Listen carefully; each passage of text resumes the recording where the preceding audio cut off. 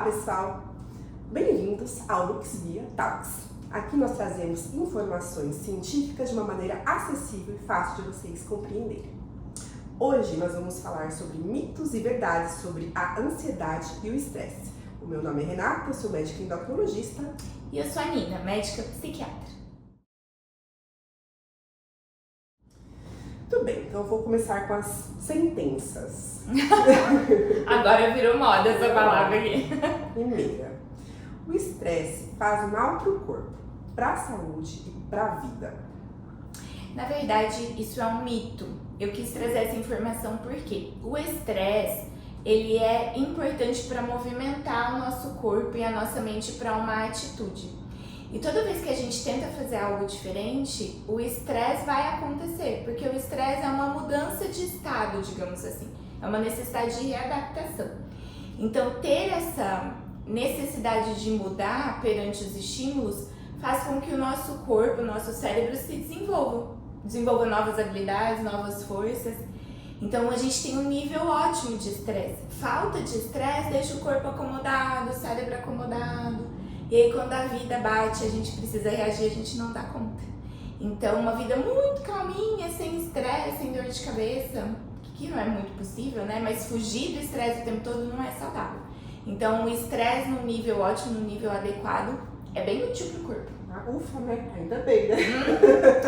Inclusive, é importante a gente dizer, né? Muito do que a gente aprendeu e desenvolveu como humanidade veio do estresse. Por exemplo, a gente precisava de formas de comunicação e disseminação do conhecimento mais fáceis. E aí foram pesquisar, estudar e desenvolveram a internet, por exemplo. Então, por conta daquele estresse, a gente teve um benefício enorme que é a internet. Por aí vai, né? Vários exemplos, né?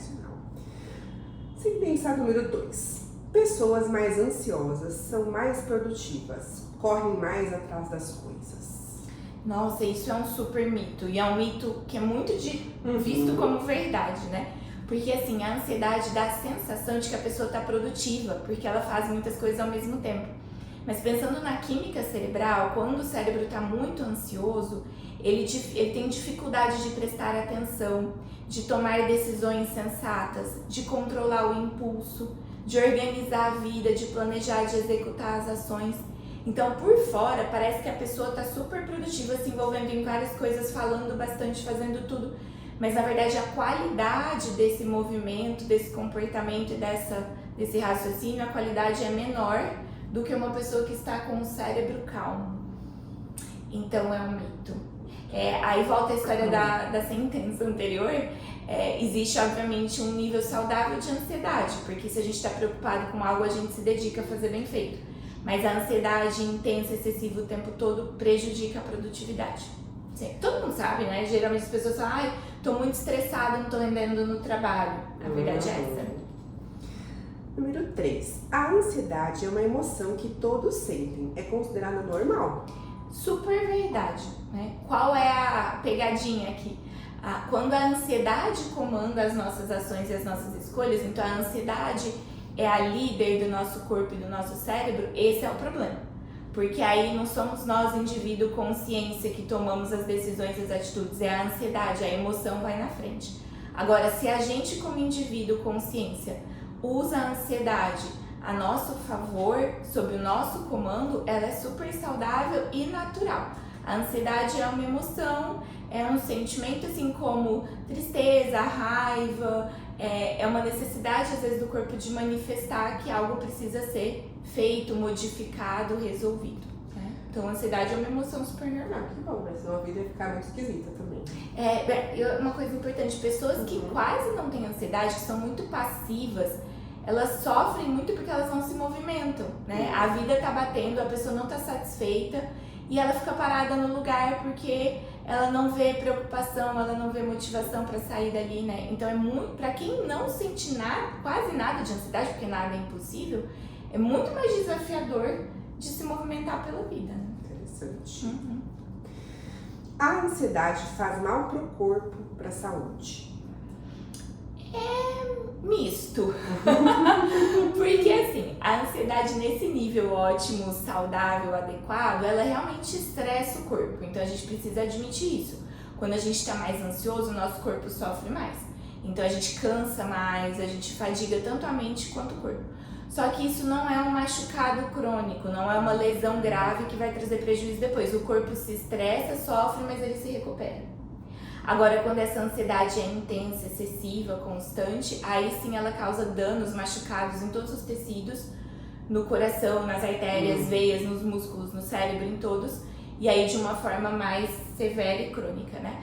Mas toda vez que a gente está ansioso, de alguma forma o nosso corpo tem um nível de sofrimento também. Então é natural que a gente fique, por exemplo, depois de um momento de muita ansiedade, que a gente fique cansado, sabe? Com uma ressaca, assim, ai, nossa, hoje o dia foi estressante, parece que passou um trator por cima de mim. Isso realmente acontece porque esse ambiente químico da ansiedade gera um pouco de sofrimento pro corpo. Mas depois ele se recupera, principalmente depois de uma boa noite de sono. Ah, ótimo.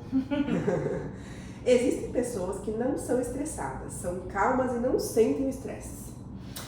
Mentira, porque é o que a gente falou, né? Todo mundo sente estresse, alguns bem pouquinho, mas a maioria sente. Na verdade, o que acontece é que tem pessoas que biologicamente sentem um nível menos intenso de ansiedade, de estresse, e pode ser ruim, pode ser bom, como a gente já falou antes. Mas o mais importante sobre a ansiedade é a gente aprender a lidar com ela. Então tem pessoas que vão aprendendo a treinar a relação com a ansiedade, ao invés de fugir dela, chama ela pra perto e fala, vamos lá, por que eu tô preocupado, por que eu tô angustiado, o que eu vou fazer a respeito disso, né? Então vai criando uma relação de mais tranquilidade com a ansiedade, né? E isso, pessoal, é importante treinar desde pequenininho, desde criança, porque o cérebro da criança é bem mais molinho e fácil de aprender do que a gente adulto.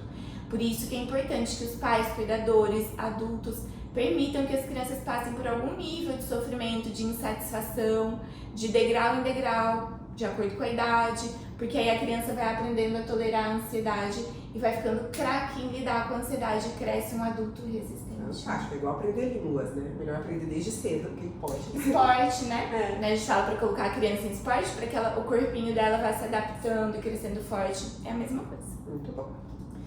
Uma pessoa muito ansiosa já nasce ansiosa. Mito. Os transtornos de ansiedade, que são as doenças de ansiedade, são as doenças na psiquiatria que têm menos impacto genético. Então, claro que às vezes, dependendo da gravidade dos quadros na família, o paciente tem uma chance maior de desenvolver, mas a maior causa do desenvolvimento dos transtornos de ansiedade é o ambiente mesmo. São as experiências de vida, a forma da pessoa lidar com os acontecimentos da vida, a autoestima, o senso de autoeficácia, a influência das pessoas em volta, da cultura em volta, né? Da comunidade, da cultura do mundo, contato com a internet. Então é muito mais, a ansiedade patológica ou grave é muito mais uma construção do que um nascer com ela. O que é uma ótima notícia, porque se é uma construção, a gente tem poder de mexer nisso tudo para reduzir a ansiedade nas pessoas no geral, né? Então, realmente não nasce ansiosa. A ansiedade atrapalha o sono. Super verdade. A ansiedade, no geral, é a maior causa de sono ruim, né? Fora hábitos de vida, né? Tipo uso de internet, celular, isso que a gente já sabe, né? E também quando a gente dorme mal, isso é super interessante. Dormir mal aumenta os níveis de ansiedade no outro dia. Então, digamos que você não está ansioso, mas você dorme pouco porque você quis ficar estudando, trabalhando, assistindo filme na internet, e você dorme pouco várias vezes. Eu tenho o hábito de dormir pouco. Daqui a pouco esse dormir mal vai elevar os níveis de ansiedade durante o dia. Então, dormir mal também pode causar transtornos de ansiedade. Isso aí. Mas a ansiedade impacta no sono. Veja, um dia ou outro ansioso, a gente sempre vai estar e vai dormir mal. De vez em quando acontece, faz parte da vida de adulto. E hoje em dia de criança e adolescente também. O problema é só quando isso é recorrente ou crônico, né? Já. A ansiedade aumentada ou excessiva pode gerar hematomas, uns roxos, sabe? No corpo. Gente, isso é verdade.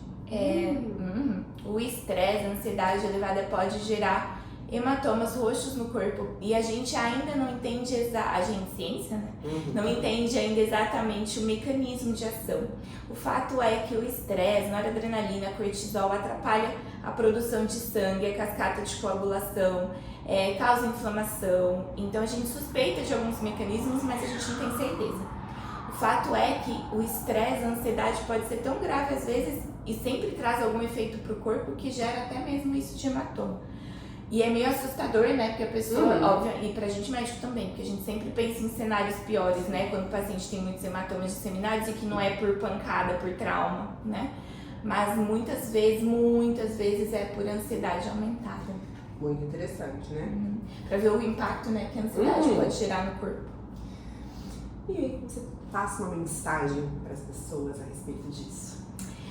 Eu acho que o que eu quero que vocês aprendam, porque isso é muito útil para a vida, é que a ansiedade não é uma inimiga, né? Ao invés de ficar tentando fugir dela, distanciar dela, traz ela para perto, entendendo que ela tem qualidades e tem prejuízos. Assim como todos nós, na verdade, os nossos amigos, os nossos familiares, a gente mesmo, a gente tem qualidades e defeitos. E a gente gosta da gente, dos outros mesmo assim. A ansiedade é igual. Então ela ajuda a gente a se movimentar, a se preparar para as coisas, a ter vontade de crescer, de melhorar. E às vezes ela incomoda um pouco por conta da intensidade, mas a gente não precisa querer levar ela para longe. Se a gente usar bem, ela faz a gente ser mais atento, na medida ela faz a gente ser mais produtivo, mais eficaz, conquistar coisas tanto internas quanto externas que a gente deseja, né? Então, comecem a mudar um pouco o olhar para a ansiedade. A sociedade, várias áreas da sociedade gostariam muito que a gente visse a ansiedade como uma inimiga, porque isso gera vários benefícios para alguns grupos, mas a ansiedade é simplesmente uma emoção. Então vamos aprender a lidar com ela, né? Exatamente. Inclusive, a gente gostaria que vocês deixassem nos comentários sugestões, tanto sobre esse tema, outras dúvidas que vocês tenham sobre isso, mas também outros temas que vocês tenham interesse para que a gente possa produzir vídeos que sejam úteis para vocês. A nossa intenção é ajudar cada vez mais vocês. É isso, pessoal. Obrigada por ouvir a gente. Até! Até a próxima. Tchau, tchau.